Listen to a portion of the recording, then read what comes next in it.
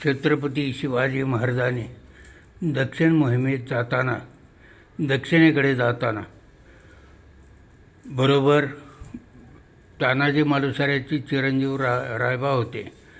रायबांना घेऊन ते पारगडापर्यंत आले आणि त्यांनी सांगितलं की रायबा, आता इथून पुढे तुम्ही इथेच थांबायचं या पारगडची रक्षा करण्यासाठी.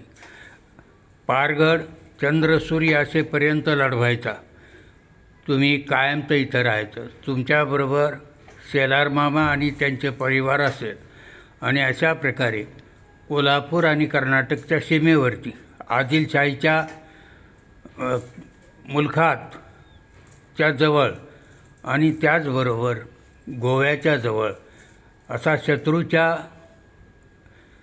मोक्याच्या ठिकाणी असलेला हा पारगड तुम्ही कायमचा लढवायचा आणि तुम्ही कायम इथंच वास्तव्य करायचं. रायबानी आणि शेलार मामांनी आज्ञा शिरसावंत मांडली आणि त्यांनी आजपर्यंत महाराजांची आज्ञा मोडली नाही. आजही शेलार मामा आणि तानाजी मालुसरे यांचे वारस इथेच राहतात. पारगडावरती अनेक संकटं आली, पण पारगड कधीच शत्रूला जिंकता आला नाही.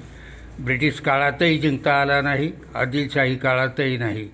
तेव्हा अशा प्रकारे महाराजांची आज्ञा शिरसावंत मानून मालुसरे आणि मामा यांनी हा गड कायमचा लढत ठेवला आणि आजही तो स्वराज्याच्या अस्तापर्यंत आणि आजही तो स्वतंत्र आहे.